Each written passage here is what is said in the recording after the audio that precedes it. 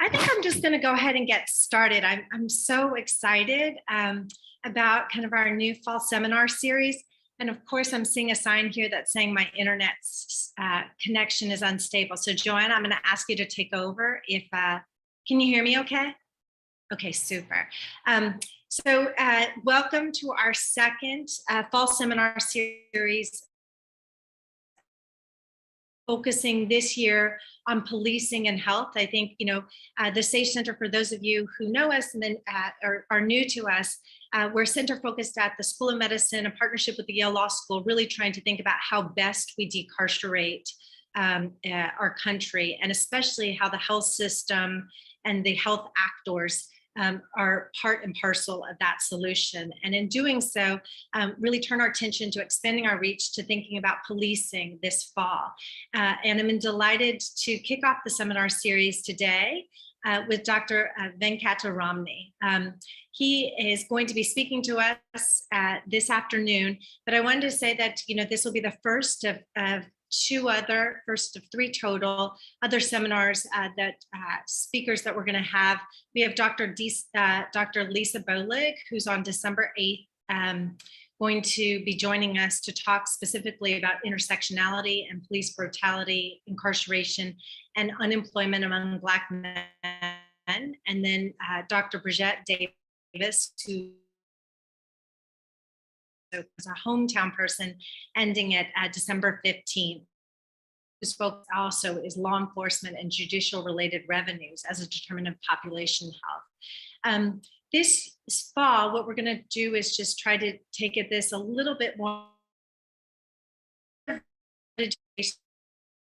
about the intersections of how research, the practice of clinical care, and kind of the who you are as a researcher all intersects into the research that we're doing. And so what we've done is expanded our time together to an hour and a half. We're going to hear today Athene talk about a research topic, but then especially ask more questions and dig in a little bit deeper of what motivates him, what's exciting now, what are the challenges with the work that we're doing, and hopefully learn together and fortify kind of our own skills and resources and build that connection together as a community. We lost a dear member of our SEICHE Center just recently, Jerry Smart Jr., and I know many of you knew him. And just want to acknowledge that he's someone that in our center's life and my life personally is the deepest reflection of how the personal and the professional are always intermarried and how it is that we can learn from that space. And so I'm delighted to have my colleague and friend, Joanna, alum, who's going to be moderating our talk together. And I'll just introduce her, and I won't go on and on, though her bio is extensive. She's an instructor at the Yale School of Medicine, working closely within our SEICHE Center of Health and Justice at the Yale School of Medicine. And it, interestingly, has taken on a new role in our Office of Diversity and Equity and Inclusion in the internal medicine, really planning and implementing an evaluation of the DI programs within the Department of Medicine. She's directed a ton of projects at the SEICHE Center, really centered around the lives of those who've been incarcerated, and leverages in doing so her kind of vast pre-researcher experience as a social worker, where she was working in New York. And currently, her work has shifted, and I think importantly so, and these are the paths that research brings you to, from a social worker really focused on trauma at the intersection of incarceration, into sleep. And she's leading two projects within the SEICHE Center focused on sleep health disparities among people that are involved in the criminal legal system using participatory research approaches. So one project focused on sleep and how it impacts cardiovascular health among those that have been incarcerated, and another project looking at sleep and how it impacts opioid use disorder. And so I don't pretend to be any expert in this. I'm really looking forward to this talk today. And also the conversation with Joanna. And so I turn it over to you, Dr. Alum. Thank you for the introduction. Just a couple of housekeeping items before we get started. If you have any questions, please enter them in the Q&A, or if you'd like to ask it live, you can raise your hand and we'll unmute you. And we'll be answering questions both during the presentation, but also at the end. And then we also will be recording the seminar. So those of you who registered will receive access to the recording after the seminar is over. And we really wanted to thank our co-sponsor, the Center for Policing Equity, for sponsoring the event with us. So Atheendar Venkataramani is an assistant professor in the Department of Medical Ethics and Health Policy at the Perelman School of Medicine and a board certified general internist at the University of Pennsylvania Presbyterian Medical Center. He's also director of the Opportunity for Health Lab. His research focuses on life course origins of health and socioeconomic inequality, and his work examines the effect of economic opportunities and the policies that influence them on health behaviors and outcomes, on the effects of early life interventions on adult health and well-being, including mechanisms underlying these links, and the role of social policies and structural factors in shaping population health. Dr. Venkataramani obtained his PhD in health policy and economics from Yale University in 2009, and his MD from Washington University in St. Louis in 2011. And he completed his residency in internal medicine, global primary care at Massachusetts General Hospital in 2015. So we're very happy to welcome him here today. Thank you for joining us. Thank you for having me. I want to start out the session by asking a couple of questions to kind of get to know you and some of your work. Could you tell us a little bit more about what motivates you to do this work? Yeah, sure thing. So in general, I'm really interested in how people's opportunities to achieve economic mobility and the social life that they want to have influence their health behaviors and outcomes. And a lot of that is driven by the fact that I'm first and foremost a general internist. And so I was a primary care doctor first, and then here I'm a hospital medicine physician. And the patient population I work in is one that is affected by a number of structural forces, whether it's structural racism or deindustrialization. And through talking to patients, you get the sense that the likelihood of being able to engage in preventative behaviors or see a doctor depends a lot on people's mindset and the lives that they lead. And so before they even come to see me in the hospital, there's this rich life history of some positive things, but also many, many different stressors. Those stressors affect the way people think about their future and their lives, and they change the engagement with care. And so as a doctor, you can only do so much, but the other part of me is a health economist and a social scientist. And so we have models and we have tools to understand the things that we see in clinic, identify the root causes of what might be going on in people's lives, and affect their engagement with different health behaviors and their health outcomes. And then through that understanding, try to develop better interventions and policies. And so that's really what motivates me, is most of the stuff that we do in the lab directly comes out of a conversation or a case study where we try to build upon something someone says to generate a more general insight on how populations may behave and think and act. So I would say that's probably the meta answer to your question there. Thank you. Really great to understand how your clinical experience fits in with your research work as well. I know you, congratulations, or in order, you recently received a grant with Dr. Eugenia South focused on environmental and economic interventions to address racial disparities in Philadelphia. And I'd be interested to know a little bit more about this work and what it is that excites you about this project. Yeah, so this was something that we're very, very excited to do. So the basic idea of the project is that if you think about fundamental cause theory, the idea that something like structural racism affects health outcomes through multiple different pathways, all of which are mutually reinforcing and substitute for each other if you try to intervene on any one. It leads to this insight that the way to really root out racial health disparities is to try to engage on all of those intervening mechanisms at once. So this is kind of like what we call big push moonshot type of thinking. And so Gina and I, we actually have known each other for 20 years. We were first year medical students together. So it's a good reason to keep up with your colleagues. You never know when you'll work with them. We also attend together at Penn Presbyterian Medical Center, which serves predominantly Black American patients in West Philadelphia. And we come at this problem from different angles. So Dr. South is probably one of the national experts in understanding how environmental justice affects health outcomes. And she's already designed a number of interventions that focus on neighborhoods by greening them, improving dilapidated housing, cleaning up trash, and showing that those types of interventions affect the mindset of people living in those communities, show that that people care for those communities, and also lead to better health outcomes. And my side of it looks at economic insecurity and economic opportunity, and how if we're able to provide opportunities for people and reduce the kind of the economic insecurity that leads to psychological stress and poor health as a result, that we might be able to bolster health that way.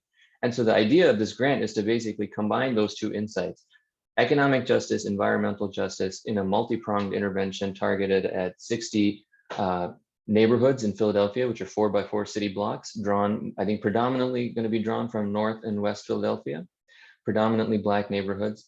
We're going to randomize 30 of those neighborhoods, so half, to receive this multi-component intervention, which we are hopeful will start sometime in the spring of 2023. Two features that, in addition to the scientific rationale for testing an intervention that intervenes on multiple mechanisms as guided by fundamental cause theory, we're also excited by the fact that this is all going to be done with community partners. So we're going to be working with NGOs that'll help deliver interventions to increase access to public benefits, do the cleanup and kind of the environmental beautification. And we're also going to hire people from those communities to serve as our field officers, so that we have constant engagement with problems as they actually exist in those communities, and making sure that our solutions are not only most likely to be impactful, but they're also respectful. And so in many ways, it's like a great combination of theory and practice and community engagement. And for someone like me who has spent many years of my life pointing out problems, it's nice to participate in a empirically and theoretically motivated solution. I say this just as I'm about to give a talk which points out a bunch of problems. Thank you. I'm even more excited to see what happens with that project, and definitely thinking of potential collaboration. So I'd love to talk to you more after. Would love to. So I'd like to invite you to, begin the presentation of your work. I'm really excited and interested to hear about this current project. Sure thing. So let me share the screen. All right. You can see that? Okay, great. So thanks again for having me at this talk. I'm really excited to give it, especially to what would be a very new audience for me. And I'm really interested in your feedback and your questions. This is really early on. So a lot of the results we're showing you, we've just kind of crunched those numbers over the last few months. And I can kind of explain to you what we think are interesting directions to go from here. So this work is funded by a U01 from the NIMHD. My co-PI on this is Alex Tsai at MGH. We have a pretty incredible team of investigators that span many institutions and many fields. And I'd like to acknowledge specifically here Elizabeth Baer, who is our analyst, who has been working really hard to kind of bring some of this data together and actualize our kind of empirical dreams, so to speak. So with that, I'm going to talk about racial disparities in sleep health and how police-involved killings of unarmed Black Americans contribute to those disparities. We'll talk a little bit in general about these disparities, the motivation for our project, and then get into the weeds of the methods and kind of the theory behind what we're trying to do with this empirical project, tell you some initial findings, and then would love to hear your ideas on where we should go from here.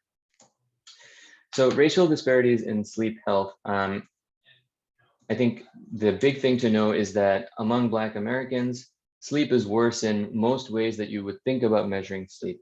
So Black Americans tend to sleep less. Their sleep is less consistent over time, and it's also less efficient, meaning there is less deep sleep and restorative sleep that's happening. An interesting fact, and this is from a paper by Sheehan and colleagues from 2019, is that these racial disparities in sleep have widened over time for reasons that are unclear, but we'll return to this stylized fact later, but especially since the Great Recession. And so everyone's sleep has gotten a little worse since the Great Recession, but Black Americans and Hispanic American sleep has gotten much worse, and those disparities relative to non-Hispanic whites has increased over time. An interesting thing about sleep is that, as you probably all realize, it's incredibly important for physical and mental health.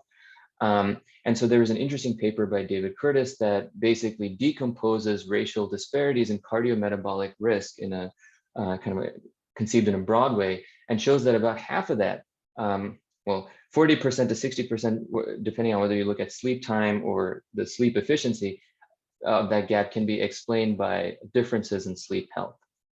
And here's how stark it can be. So sleep duration, this is a paper from Chen and colleagues from back in 2015. And this is getting less than 6 hours a night per sleep. And that's considered very little sleep. And so if you look at this particular margin of sleep in particular, what you notice is that there's a huge gap between Black and white Americans here. So non-Hispanic white Americans, about a little less than 20% in this particular survey were getting less than 6 hours per sleep per night, but it's over 40% for Black Americans. And that's a good place to make this next claim, which is that racism worsens sleep health.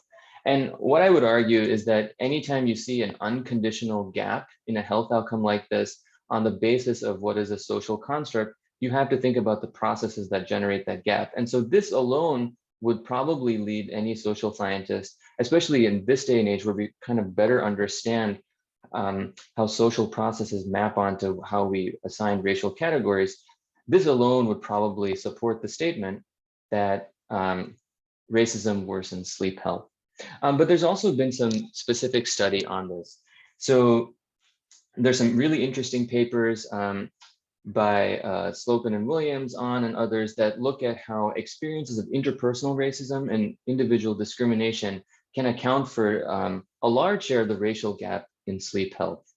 One thing where I would say there's little less evidence is other mechanisms that are perhaps upstream of the interpersonal piece of it or subsume the interpersonal piece of it, by which generate these racial disparities in sleep health. And so structural racism, which is the sum total of the historical institutional forces that shape the way resources and policies are allocated across different groups, it'd be very interesting to see how that concept as a whole contributes to racial disparities in sleep health.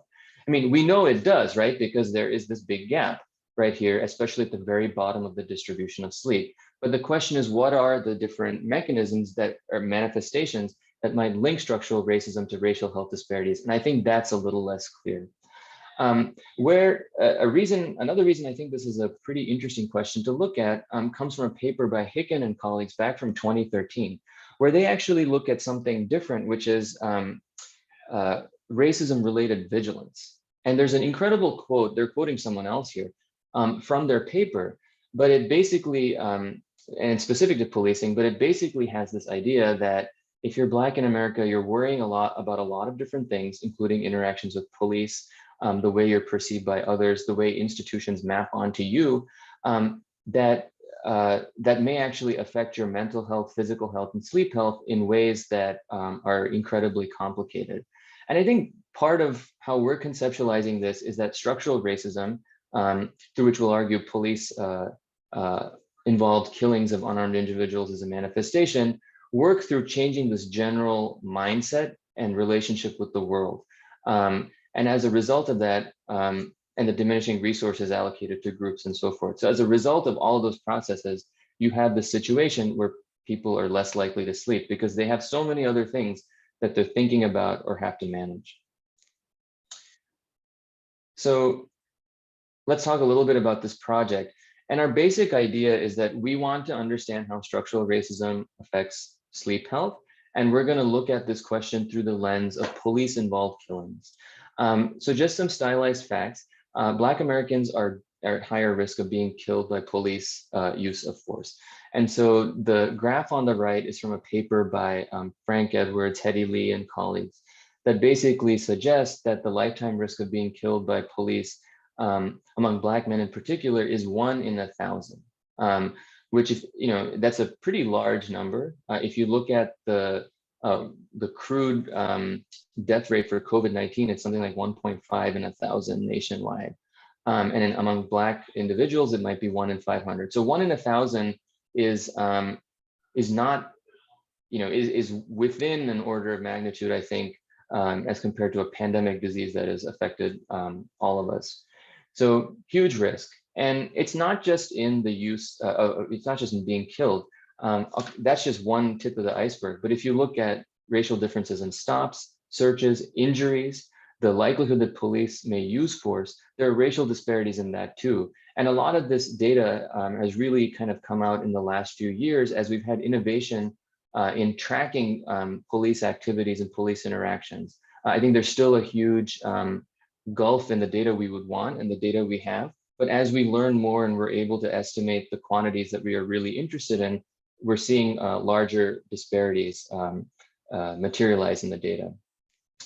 And with police killings in particular, there's data that shows that in areas where there's greater racial animus measured in a number of ways, you see higher risks of police killings. When areas where there's greater segregation or inequality, you also see higher risk of or disparities in different margins of policing.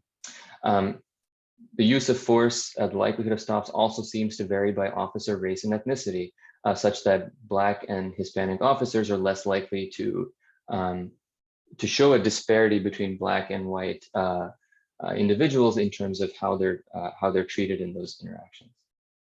So for all of these reasons, and also the fact that the way police interact with the public can be shaped by a number of complex processes, including the training of police, the extent to which society invests in police, and the nature in which they invest in police. We think for all those reasons, these particular killings are one manifestation of structural racism. Can I interrupt and just ask, how do you measure racial animus? So the way racial animus can be measured most recently is there was a paper that looked at Google searches. So they actually came up with a set of terms that might reflect individual racial animus, and then they created aggregates across media markets or across the state. And so through the frequency of those search terms, they were able to kind of say some areas have more racial animus than others. There's also, I think, aggregate data available about around implicit association tests, though I think there's a little bit more conversation about whether those types of tests are valid in really detecting racial animus in the same way. But this is just one somewhat noisy measure that people have used. In practical terms, residential racial segregation, which is thought to be a manifestation of structural racism too, might be a more hard outcome to look at, and that too seems to be related to disparities in policing. That's a great question. Just from a theoretical standpoint, how would police-involved killings of people influence their health? You've probably seen diagrams like this. This is by Yearby, but this basically tries to understand how structural racism as a root cause affects many different aspects of society, whether it's law, government institutions, the way society is organized, which in turn influences different systems and then health and well-being. If you think about where policing fits in, it's probably one of the tools, one could argue, or systems that link this broader idea of structural racism to health and well-being. And so there's a really interesting paper by De Wilder and colleagues that try to bring in a little more theory into why we might expect policing to be related to health. And looking at police-involved killings specifically, you could think of three particular ways. One is that there are people who are directly involved in the incident and killed as a result of this interaction. The other is that there may be family members of those people who are affected by the fact that the victim is someone that they know. And the third is that there are people who are not directly related to this incident, but through a number of different mechanisms may internalize that incident to say something about their own lives. For example, they might look at that incident and say that, hey, this is something that could happen to me. And the fact that this happened suggests that maybe I am at more risk than I thought I was. It may also, speaking to the centrality, it may also say, hey, this is an event where there's an institutional force that ended someone's life who looked just like me. And to that extent, maybe my economic opportunities in life are more constrained in a number of different ways, not just in interactions with police. And so there are a number of different ways in which these events have a valence that might affect our health and well-being, even among people who are only vicariously exposed. And our focus in this is going to be looking at people who on average were vicariously exposed. So thinking about that, there's now some growing evidence that vicarious exposure to police-involved killings of unarmed people in particular is associated with worse mental health. One of those was a paper that we wrote a few years ago with Jacob Boer, David Williams, and Alex Tsai. And we were interested in how police killings that occurred in the state of residence prior to interview in the BRFSS affected mental health. And we found that if the decedent was an unarmed Black American, the mental health of Black Americans got worse. And we estimated the population burden of that to be similar to the mental health burden that comes from a chronic disease like diabetes. Subsequently, a number of others using different samples, different exposures have found this similar pattern. And our work itself built on work by Amanda Geller, Ali Sewell, Gablowski, and others in trying to look at different types of interactions with police. We looked at killings. Amanda Geller and Ali Sewell looked at just rates of policing, stop and frisk, but all of these seem to have deleterious associations or impacts on health outcomes. And that's where this project starts. We're going to apply this thinking to sleep health.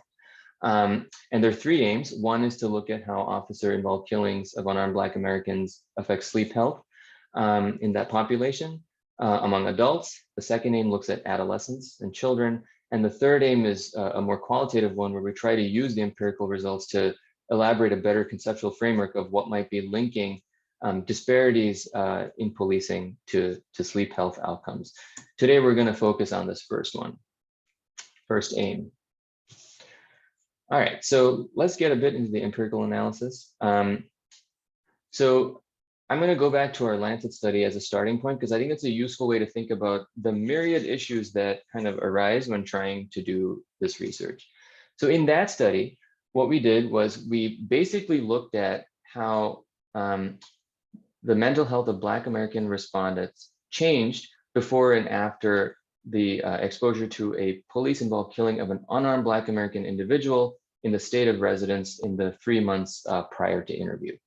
So the implicit comparison was that we were looking at Black American mental health before and after an event that occurred in, say, a state like New York, and effectively comparing that to the same change in mental health, but in a state like, let's say, Pennsylvania, where at that time there had not been a killing of an unarmed Black American. We focused on killings of unarmed individuals because we thought that would be most salient to how people internalize their mapping of these events to structural racism, such that it may be less justified for an unarmed decedent to have been a victim than an armed one.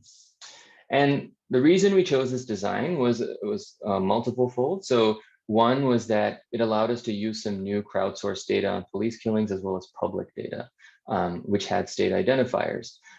It also allowed us, because it's basically a difference in differences design, to apply some causal inference methods in a manner that at least in this literature, hadn't been applied before. And the third thing was there was and is increasing recognition that state policies and state environments greatly shape the health of citizens, whether Black, non-Hispanic, white, or otherwise. And so the estimates that we were recovering reflected really how do these events speak to what's happening, how individuals regard their relationship with the state that they live in. So that's what we tried to do. But there's some challenges to that. So the first thing is that the state level exposure may not really be of direct policy interest. Because, as we all saw from the killing of George Floyd, national events can carry a very different valence and may have impacts too. Or it may be, from Desmond Ong's work in Los Angeles, it may be what happens in the 4x4 city block area that you live in that's really of direct interest to you. And all of these different exposures have a different really speak to a different relationship that individuals have with police, the society they live in, and the other institutions that kind of surround them. So maybe we were a little narrow in just looking at the state. There's also the econometric matter of incorrect level of exposure assignment. So a police killing that happens in your state, it may be that a police killing in Buffalo, if it's only locally covered, is not really known in Albany, which is where I'm from. And so there we would basically be assigning an exposure, which is not an exposure. On the other hand, killings of individuals like Anton Rose or George Floyd or Eric Garner, those were covered nationally. And so maybe it's not credible to say that only the folks for Eric Garner who are in New York State were exposed, whereas the folks in Pennsylvania or New Jersey were not. And so we have this issue of the failure of the stable unit treatment value assumption in difference models. Criminologist Justin Nix and Jim Lozada have a critique of our paper, which basically is making the point that police killings, especially the armed status, are difficult to measure and are perhaps not involved, are perhaps not measured well. And so that's something that we have to take into account too. And the other last thing is that the way we estimated this doesn't take into account the fact that the effects of these killings may be heterogeneous over time, right? So it may be that there's a 3 or 6 or 9 month kind of effect that persists and then it goes away. And it might also be heterogeneous by different types of people. And so we had an interesting paper 5 years ago. I think if we were to redo that paper today, we might think about the research design a little bit differently. But because we're doing this paper on sleep health today, we're actually able to address some of these potential concerns in the present work. All right, so what we're gonna do is we're gonna start with that Lancet study design, but we're gonna build on it by really focusing on how effects change over time. We're gonna try to compare the estimates of what we would get if we were to use a national exposure, a state level exposure, and then something more local like a commuting zone. We're going to try to address this issue of measurement error in police killings, especially the armed, unarmed status. And one thing we're going to do, which wasn't a practice back then, but I think is a good practice, especially in research questions as controversial as this, is to just pre-register everything. So we did at the Open Science Forum, and this is just a screenshot of what we did, but we kind of walk through all the things that we plan to do. And whenever we write and report the paper, we will be very clear if there are any analysis that we did that deviated from our plan and provide the justification for that. All right, so I'm just going to get into the statistical models. We don't have to belabor this piece of it, but I think it's useful to know what different models are doing. So this is the model from the from our mental health study in the Lancet. Here we have the outcome for individual I living in state J at time T.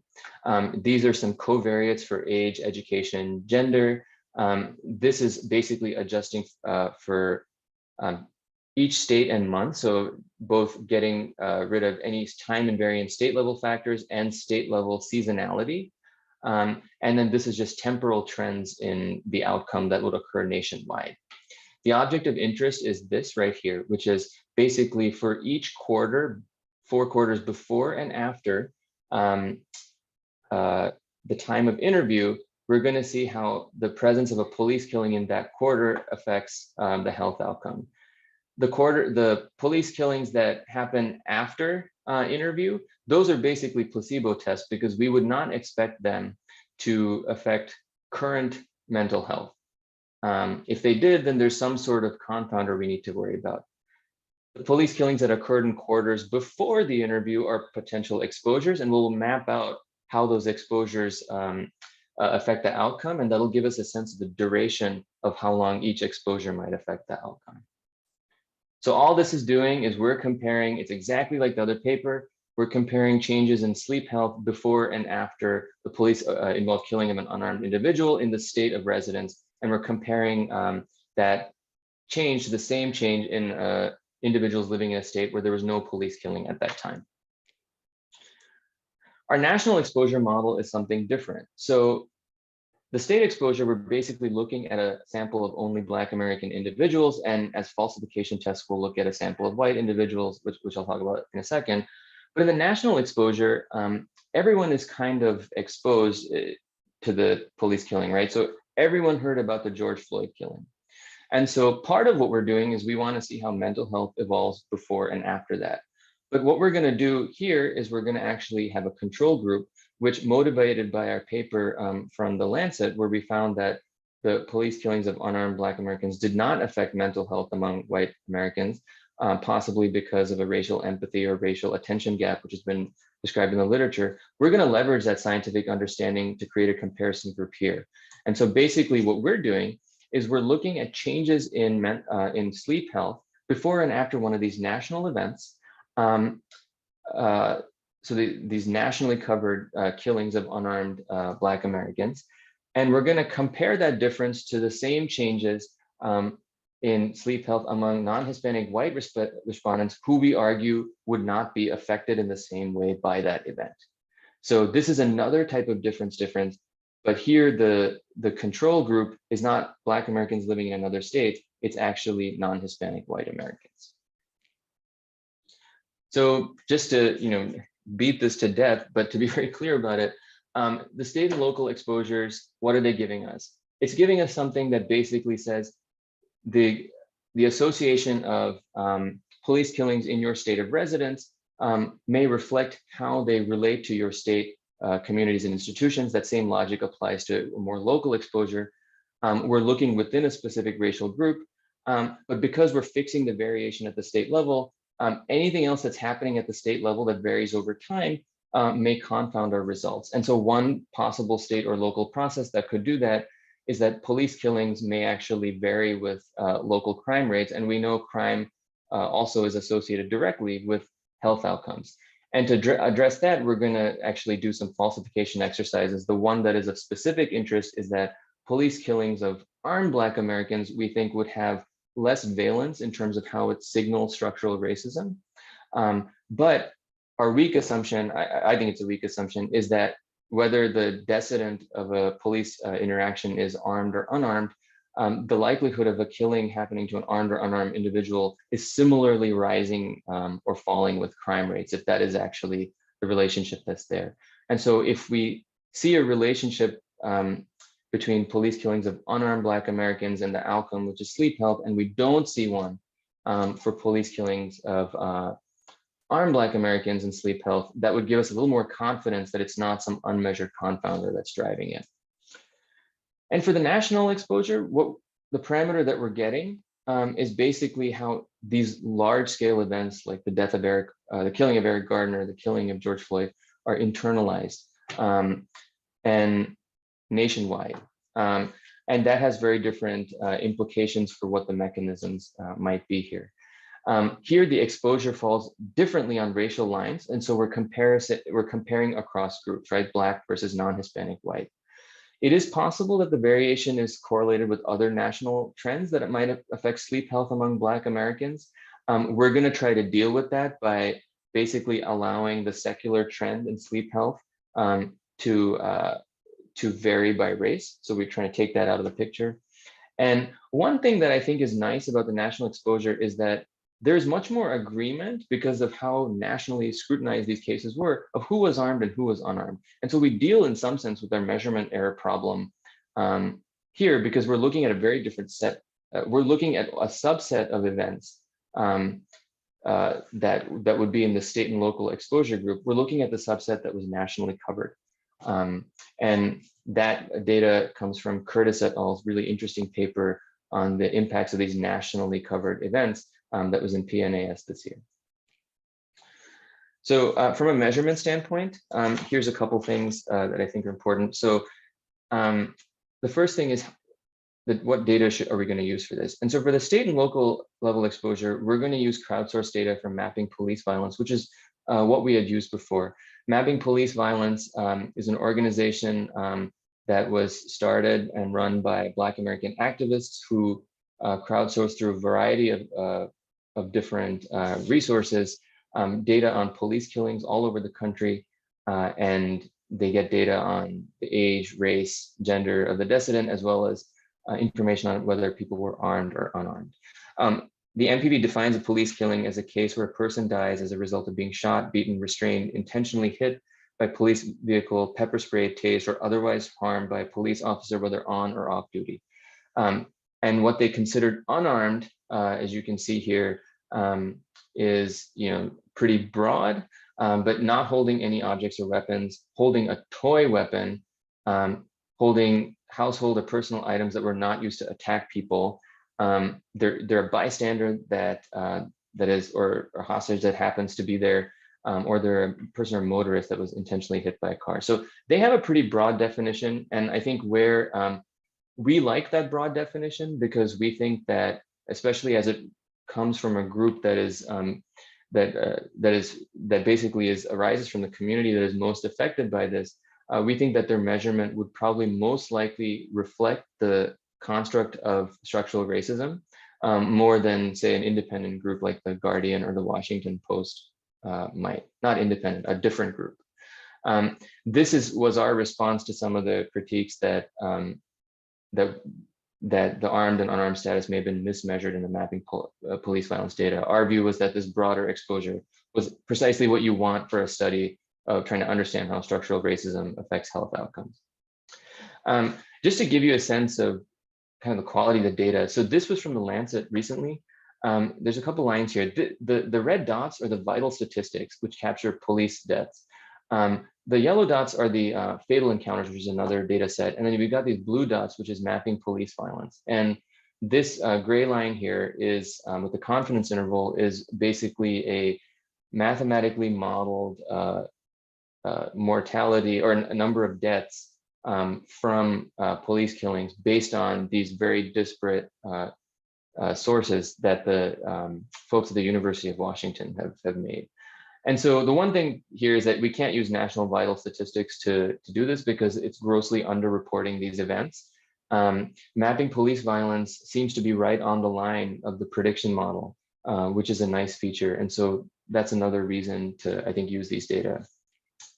For the national exposure, David Curtis and his team basically went through all the police killings in the Mapping Police Violence data set, and they figured out which ones, through looking at a variety of different resources and media coverage, they figured out which ones were covered most in the national media, and they compiled a list and used that in their analysis. So we're going to use their list. Importantly, at no point do we actually try to go in and code these police killings ourselves, partly because we want to have researcher independence here and not be in a position where we're running the analysis and also coding the exposure. We'd rather take it as given. Dr.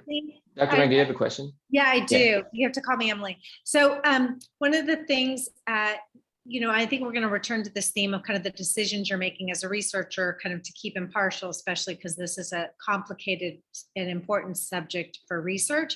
But it just strikes me, I just wanted to pause for a second. Why is the national vital statistics so off? Yeah, can you comment on that? Because this should be kind of with certainty. We should know, right? So talk to me about the deep lack of uncertainty of the misclassification bias that's going on.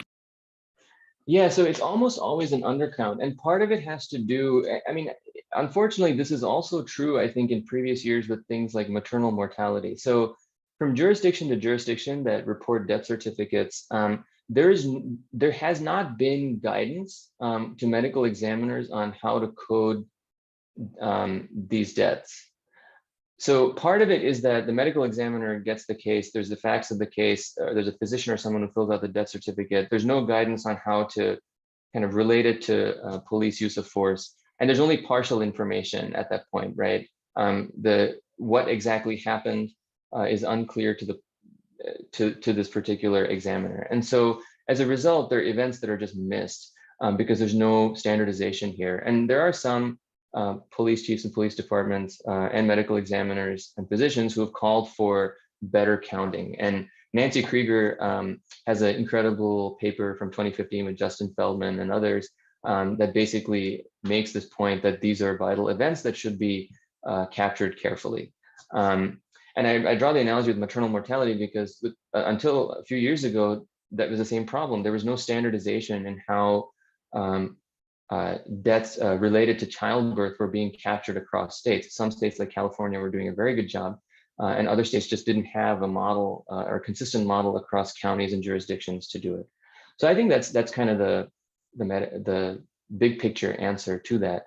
And as a result, it's really these crowdsourced databases that have come to fore, and they're relying on things that medical examiners may not.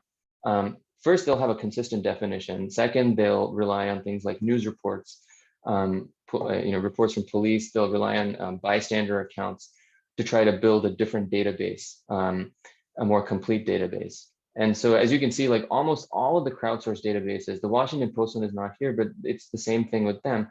They are well above the national vital statistics line. And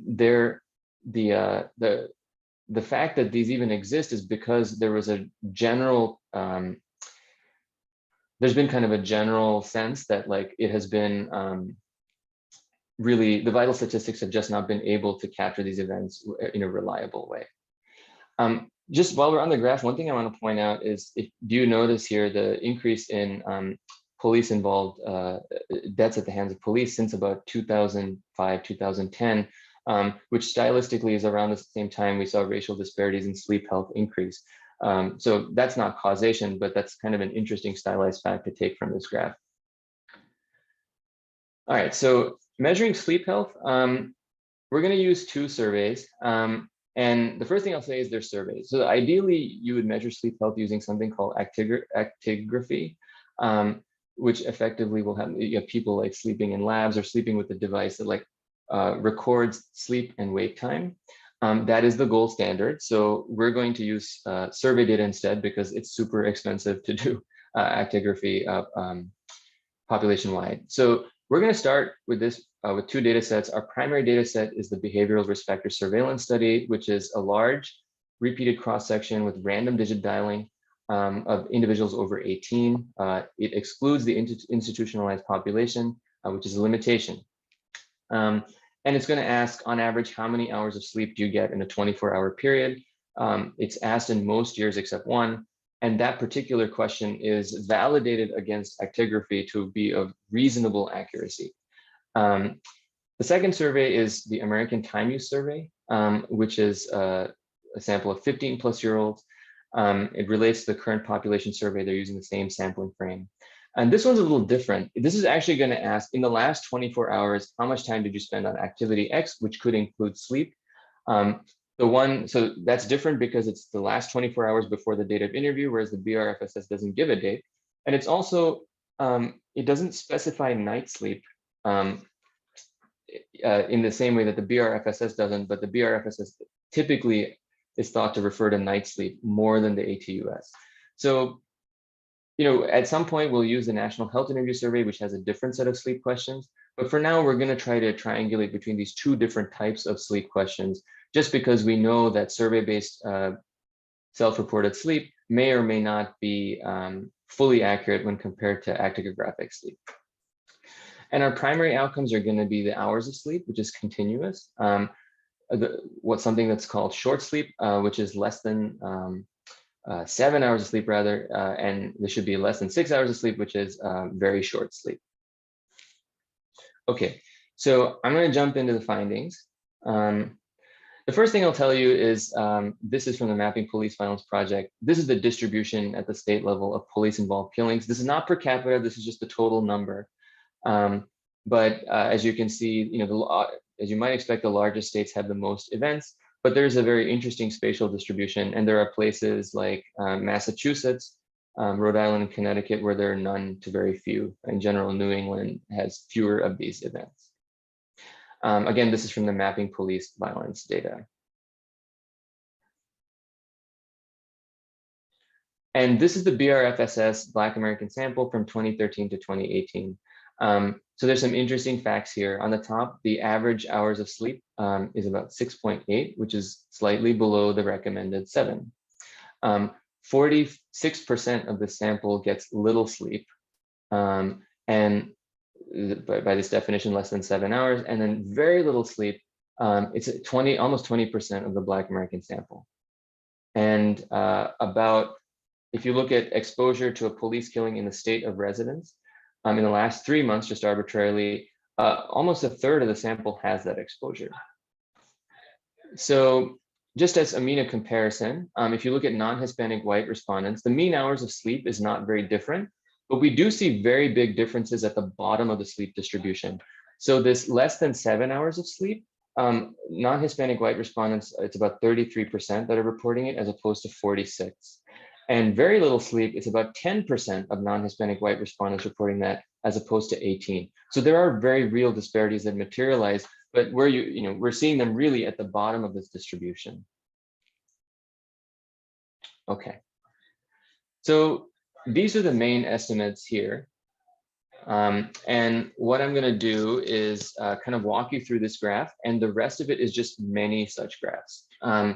So this is what we call an event study plot, and what it's doing is plotting those different coefficients on the exposure at various times relative to the time of interview. So the time of interview is here, marked by this vertical line.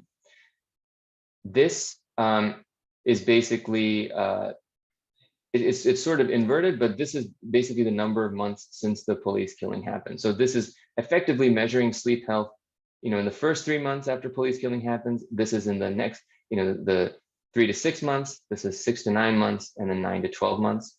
And this is all the police killings that effectively just happen after interview and should not affect current reporting of sleep health. And this is for the Black American sample. So this is basically, you can think of it as like a pre-post. This is where if you would see an effect, and this is the pre-trans, right? And so what we're basically seeing here is if you look at total hours of sleep, you see that there is a small drop at the first and second quarter that kind of normalizes back, but it's really small. And it works out to about less than like 2 minutes fewer of sleep each night on average. So that's at the mean. And the mean is where, as you saw, we don't see huge Black-white disparities in sleep health. So, and this is not statistically, or it's not precisely estimated. So we can't exclude no change looking at this. But as you might have guessed, the story from the table I showed you before, really the story is at the bottom of the sleep distribution. So if you look at less than 7 hours of sleep, you basically see that there is an increase in the probability of that in the first 2 quarters after the police killing event happens. And if you look at very little sleep, you actually see this increase that is almost sustained through about 3 quarters afterwards. So and these are all jointly statistically significant here. And these coefficients are pretty small, so let me interpret them for you. They basically are a 1 to 1.1 percentage point increase in the likelihood of little or very little sleep. That doesn't sound like a lot, but it's actually somewhere around 10% of the Black-white gap in these variables. Not only that, I think at the beginning, I mentioned this Sheehan et al. Paper that shows that the proportion of folks that were getting little sleep had been increasing over time. If you look at the increase since the Great Recession for Black Americans, it's about 5 percentage points. And so this particular effect size is equivalent to about 20% of that secular increase in this population group in the last 20 years. So if you scale these to kind of either the black-white gap or the temporal gap, since we saw the advent of the Black Lives Matter movement, these are actually relatively substantial effects of these state level exposures, which again speak to one specific pathway by which these events may be internalized as drivers of resulting from structural racism and what it means for people's lives. So let's start with the very little sleep. And the reason I'm not cherry picking this, it's just I could show you all the figures, but the figures for little sleep look the same, look pretty much the same. But very little sleep is interesting because this is where some of the biggest relative gaps are between Black and white respondents. So let's compare this to what we see for non-Hispanic white individuals in the BRFSS who are also exposed to police killings. And if you look there, you actually see very little change in their probability of reporting very little sleep. These are not statistically distinguishable from zero, whereas here, these obviously are.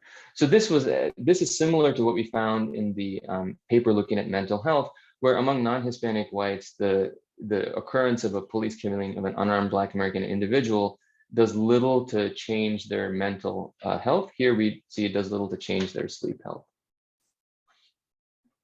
So now let's look at folks who, let's look at an exposure, which is police involved killings of those who were armed.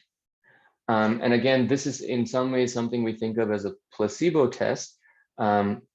We don't expect it to fully be zero, but we would expect it to be a smaller effect than what we say here.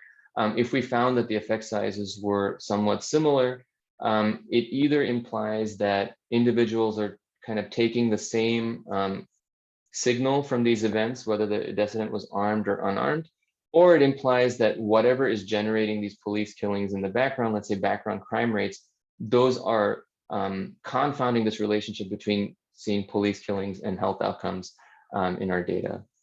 And what we basically find is that the pattern is totally different. Maybe there's a spike in that second quarter, but for the most part, if you look at killings of armed Black American individuals as an exposure, we do not see nearly the same type of pattern that we do when we look at unarmed individuals.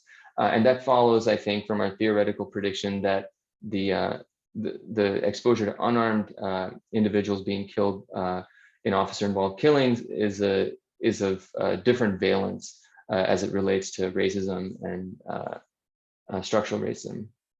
Hi, did you have a question? We're just wondering, did you consider looking at county level data at all? And was there a reason you decided not to do that, or? Yeah, so I'll get to that in just a second. But yeah, we did. And we can interpret that a little bit. But this is, before we get to that, one slide before we get to that, this is using the national exposure. So this is the same sample, but using exposure at the state level, and this is using exposure to one of these nationally covered killings. The pattern is a little different in that here we see kind of a spike in the effect sizes in the first quarter that kind of dissipates in quarters 2, 3, and 4, whereas with the state pattern, we see something that's a little more sustained. But the important thing here is that whatever the effect size here in this first quarter is like 50% larger than what we were getting when we were looking at the state level. And that implies potentially two things. One is that the way these national events are internalized might be different than the way these state level events are internalized, possibly because of the degree of media coverage that they receive, how it speaks to the relationship people have to their country and Black people all across the United States. And also to the idea of spillovers, which is that, like some of these killings that are state exposures are individuals like Eric Garner, for whom saying that exposure is restricted to New York State is not necessarily a credible thing. And so if we relax the fact that the exposure can only be at the state level, it's possible you'll see larger effects.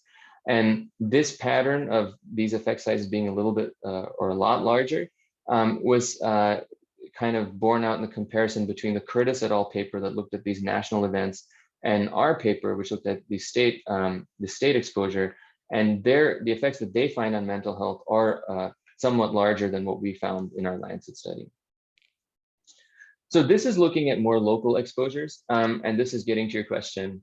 So here we're going to use the American Time Use Survey. A general problem with the American Time Use Survey is that it is smaller. And so we're just going to have more imprecision with our estimates. But here, what we see is if we look at very little sleep using the state exposure, we see a pattern that is noisy, but kind of like what we were seeing before, where there's this kind of increase in the first and second quarter, and then for very little sleep. And but we also respecified the exposure using a commuting zone. So we didn't go to the county. Eventually, we'd like to with a different data set. But here we use a commuting zone, which is basically a collection of counties. There's like 722 of these in the United States that comprise of where people live and work. So it takes the dominant commuter patterns of a group of people and puts them all together into a single entity. And this area is typically used in labor economics type research. And here we do see that with more of a lag, there seems to be this increase in very little sleep. It's actually quite a large increase. The implied effect sizes are far larger. I think maybe 50% here too, if we use this local exposure. So this, we're gonna continue to work on the local exposure, I think, with a better data set that will allow us to get these county level, going below the commuting zone to get county level estimates. And for a project we're doing on birth weight, we're gonna look at state, national, and county as well. But the important thing here is that these local exposures may be salient too. And this general pattern that the size of the estimates from the national exposure and the local exposure seem to be larger than the state exposure. I think, they're just capturing different parameters, right? Like whether something happens to someone in the area you live, in the state you live, or nationwide, those have very different meanings to individuals, which can have different impacts on health. But this also gets to this interesting thing in the literature, where if you look at Desmond Ong's paper on high school students, he has data on police killings that occur like on your street, and is able to link that to academic outcomes and mental health outcomes. Whereas David Curtis's paper looks at what happens when there's like this massively covered event that dissipates across all media markets. And both of those estimates in relative sizes are bigger than what we found at the state level. And within this one project, we're seeing that same kind of pattern, suggesting that, they're capturing different parameters and different relationships of people, their understanding of structural racism and how they relate to the communities and institutions that are represented at these different levels. Or it's just that these are either very local events or they're very national events, and that's where the measurement and exposure ascertainment is done most reliably, and not at the state level like we did back in 2018. Go ahead. One question in the chat just asking, what do you think causes the lag in the sleep? Like it's not happening right away. It's a great question. So the short answer is I don't know. It's a little bit puzzling why in the ATUS you see a lag, especially because the question is asked about like the last 24 hours. So I'm not quite sure why it would lag like that, especially for this commuting zone level exposure. One possibility is that events that are salient at the state level and at the national level might come to attention in ways or at least the circumstances around those events may come to attention more quickly than ones that happen more locally. But part of the reason we're looking into, or we're very interested in the qualitative arm of this project, is to actually understand these dynamics, because it's not clear to me why this would be happening. When I think we've done this at the county level too, and I think that we actually do see some signal there, and I think it follows the similar lag pattern as well. So that's just something I think with mixed methods data we'd be better able to understand.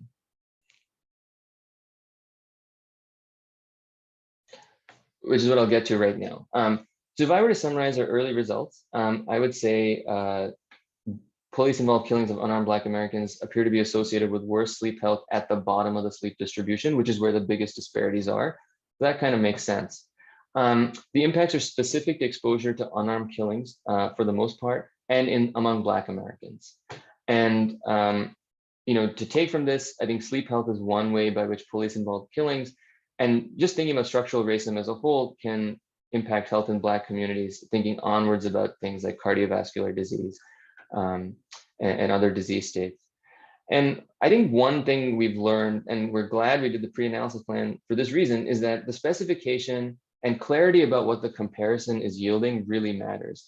And I am guilty of this, but I think as part of this credibility revolution that was just awarded the Nobel Prize, we all got increasingly excited about doing natural experiment work and designing things in ways that yielded a less assailable or unassailable causal parameter. And part of what motivated us in the 2018 paper was to get a causal parameter, which is in some ways why we designed the study the way we did. But I think there's been a lot more understanding and work since then, really thinking about the theoretical pathways by which structural racism and policing manifest in health outcomes. And some of that work was there even before we did our paper. And that was something that I was not aware of till after. And thinking about that whole space of theory as a whole, and thinking about how these events are measured and conceptualized, it just kind of leads me to think that the only way to do this research going forward is to have multiple different types of estimands, different types of models, clarity on what the estimand is, and some kind of supplementation of that empirical work with on the ground kind of qualitative knowledge to really understand why we're seeing the patterns that we do. And so part of, I think, the contribution of this paper would be methodological, because it's very clear that there are all these trade-offs that you make when you estimate a regression. And if we can be honest about what those are up front and present all the estimates we have, we can probably better understand the next piece, which is exactly how these events are leading to worse health outcomes, and then what we can do about them. So that's kind of what our next steps are. So I think I missed something. So part of what we want to do, some of this is econometric. There's like a whole renaissance in the difference literature about trying to understand the biases that arise when treatments happen or exposures happen at different times and their effects are heterogeneous. How can we get a summary measure on sleep health that is robust to the biases from those realities? And so we're working on that. We are working to use an alternate database to, within the state sample, address measurement error and exposure. So that's something that's ongoing. And we would love to expand this to the National Health Interview Survey, in part because it has a different set of sleep health questions. So again, kind of triangulating between different ways of getting self-reported sleep.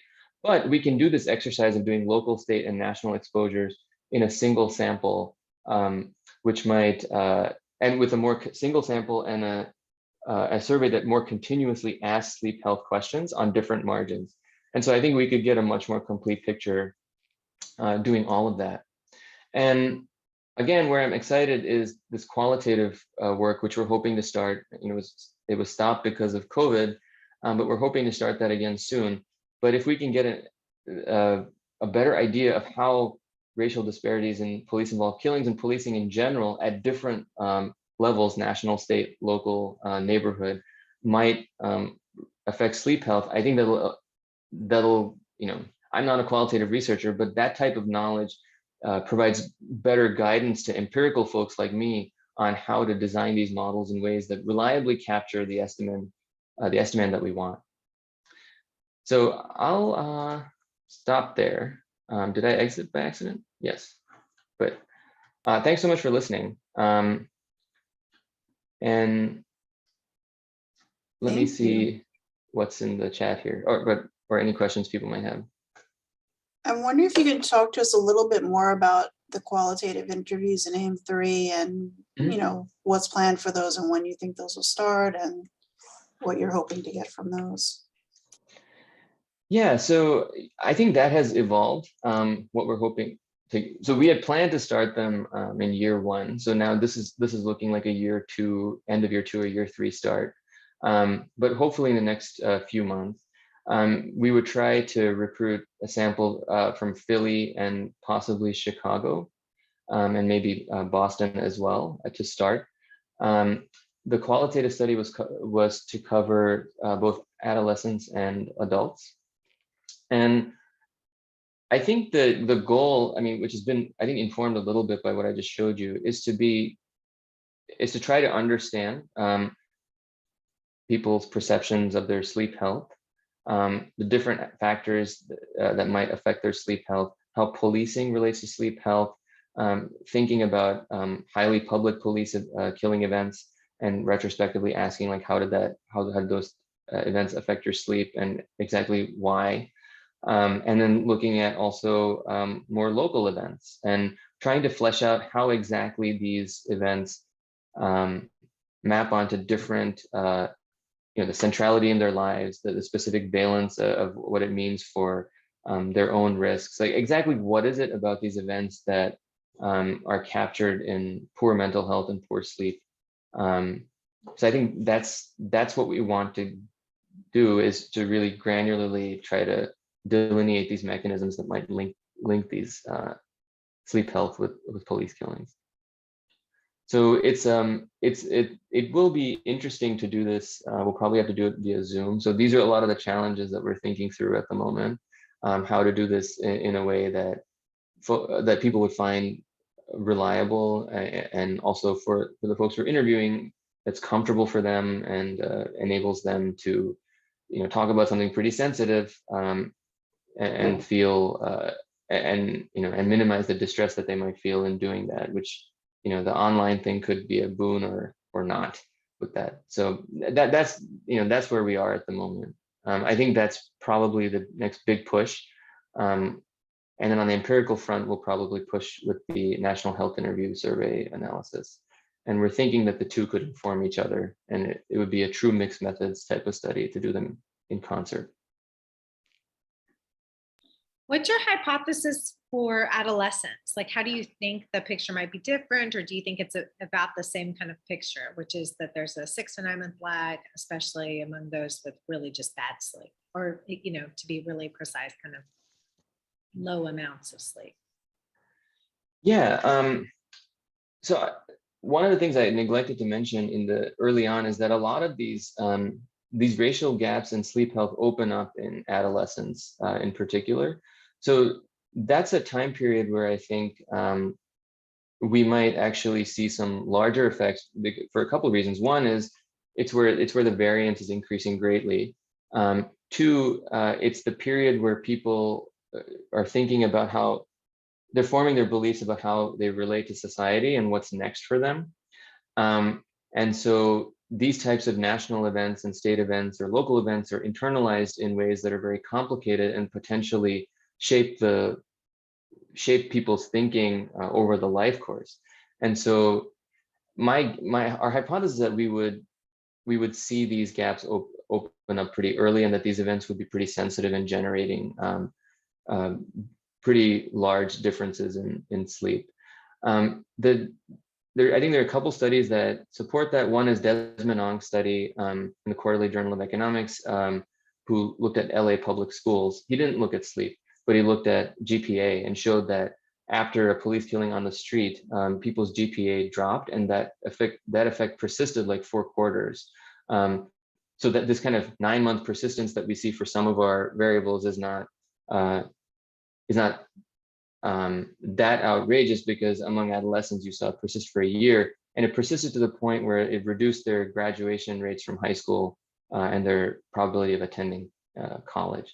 So that was in adolescence. And the second is a paper of mine where we looked at affirmative action bans, which is a very, very different policy shock, but it's one mechanism by which police killings might affect the way adolescents think, which is, what is the world going to look like for me when I enter it as an adult?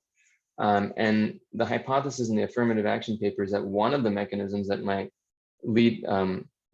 shift adolescent health among minoritized students is banning affirmative action, because it changes your belief about what you can do in the world going forward. It shuts down ostensibly an opportunity. There's a huge signaling piece that comes to having these university affirmative action bans. And we showed that when those bans were implemented, smoking and drinking among adolescents went up.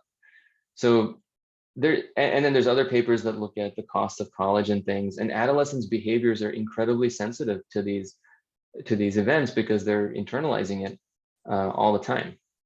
And that's consistent with the psychology of their development.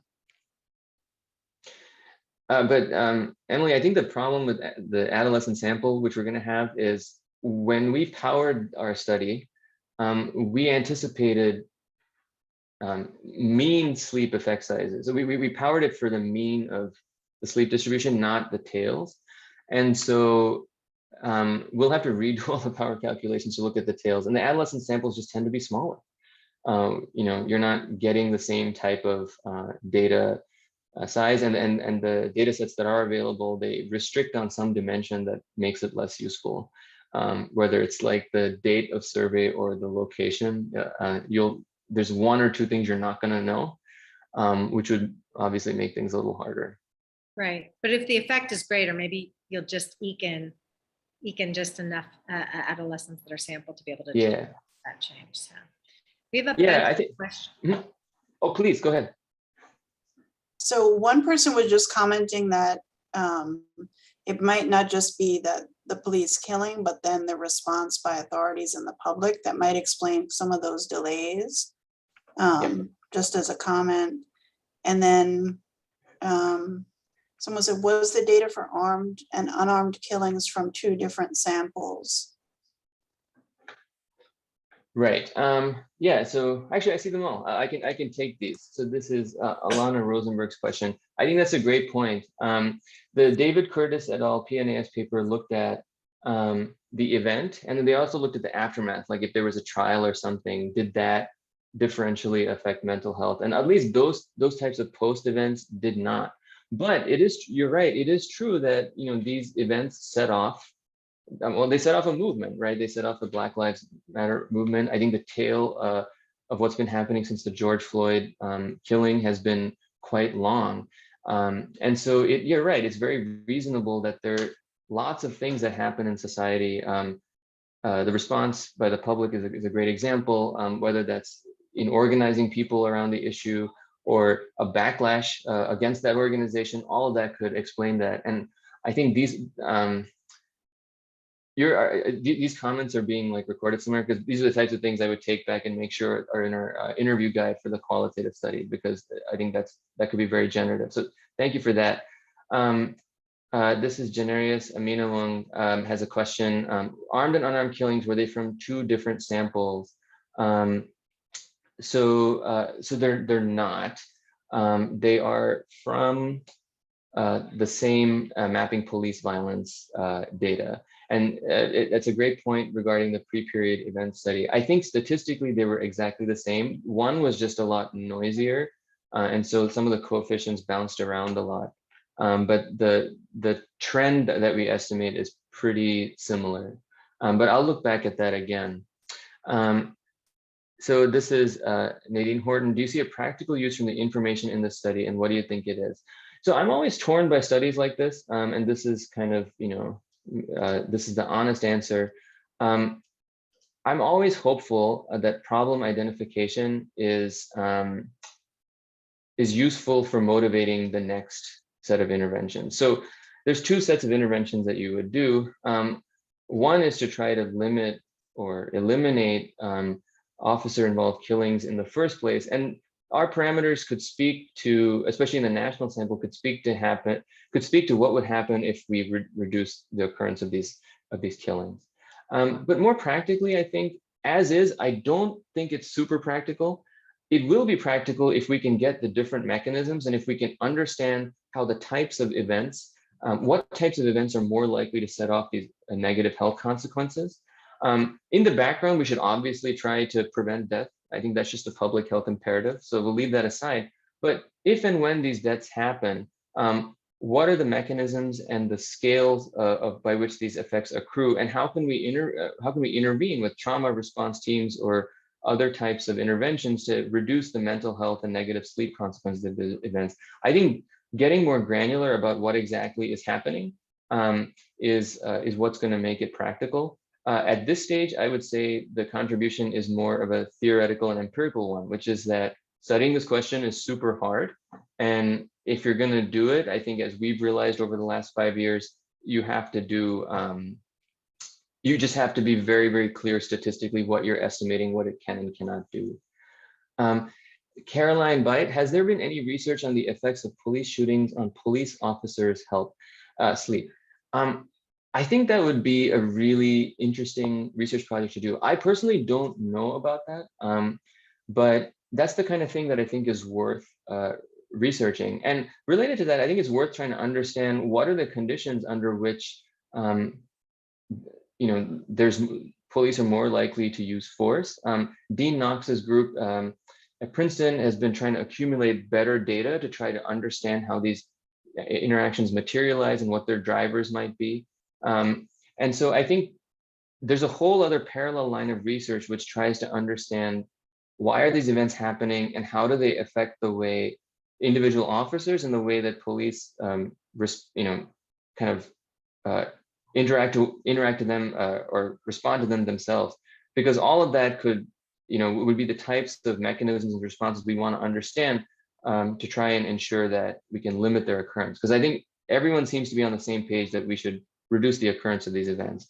And the question is how, and certainly looking at what happens within police departments, among police officers, how they're kind of processing it, what are the conditions that leads these events to happen. All of that I think will be useful knowledge in general. These were great questions. I'm happy to answer any more.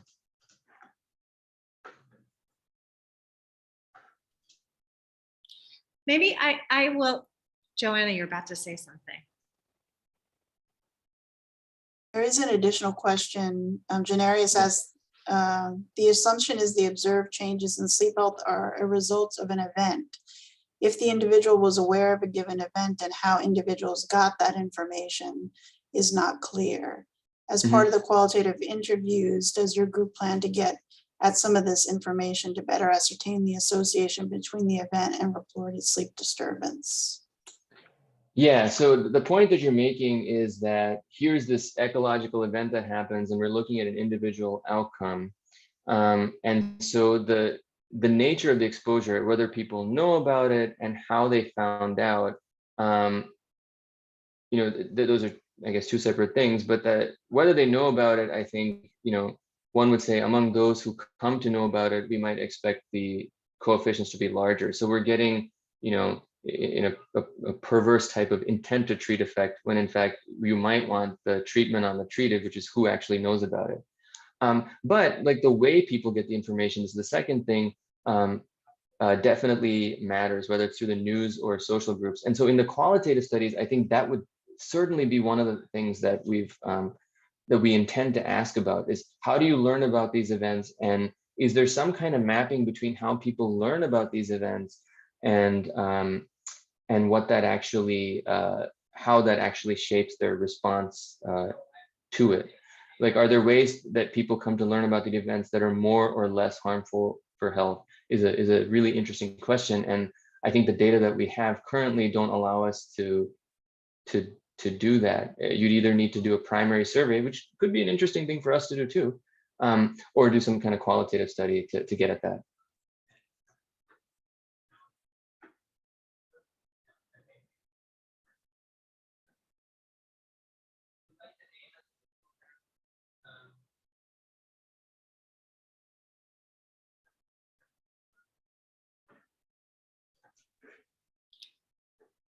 So Joanna, I didn't know if you were gonna, it looked like you're about to say something, but I just wanted to, I'll let Joanna have the last word, but just thank you. And in particular, I think what's illuminating for me moving forward is both the kind of important kind of scholarship and rigor that you bring to studying systems and health, especially sleep health. But also kind of, I think this growing process that we have as researchers to really try to think about kind of, especially when we're studying things that are contentious, political, and politicized, almost all things are political, but really deeply politicized, how it is that we can kind of create safeguards within our science and constantly assess them, to think about how better to protect our science from our own biases, and external threats. And, for me, I'm thinking about kind of, you alluded to two, which is using multiple sources of data on armed and unarmed, and then even the reporting of your protocol beforehand, I think are important safeguards. There are other ones that I think you've alluded to of, when you bring in more people that have experienced themselves, they create other safeguards too. And so I just appreciate both learning that from you and also learning and following on Nadine Horton's comment, kind of the next steps, which is sometimes this part of kind of theoretical inquiry, empirical inquiry is a little bit empty if there isn't that intervention part, but you're about to embark on it. So I turn it over to Joanna, but really thank you for that. Thank you. Yeah, really appreciate it. Thank you. That was a great talk. I think as just a final kind of wrap up question, are there any other areas of research related to the criminal legal system and health that you think need more attention? I would say that health among incarcerated persons, the work that you all are doing has been cutting edge, and it's because there's this huge hole in really understanding health, within the prison and jail system, and then once people leave, and trying to find interventions to kind of support health in both of those domains is incredibly important. It's not something I know a lot about, but I know that the work that you all have done is foundational and lends itself to, I think, meaningful interventions. There's, I think, work on policies at the state level that shape incarceration risk as a whole, and how that affects communities, and through those effects on communities affects health is pretty important. So with Courtney Bowen, we're doing some research now on state level sentencing policies and the different mechanisms by which they might affect health, and looking at things like birth weight and adolescent smoking and so forth as potential outcomes of policies that were designed to be tough on crime. So what does that mean? And then I think just what signals are we sending people with policies, right? When we have a sentencing policy, or we say things like tough on crime, how is that being interpreted? Because it's definitely being interpreted differently by different people who have very different histories as it relates to structural racism. And so does the meaning of policy actually shape health behavior and health in ways that are potentially reinforcing and defeating or not? And so I think these are really areas of, just generally, these types of areas I think are scientifically very rich, and I'm excited to see what comes out of your center, and certainly on these, a few of those things we're trying to do some work too.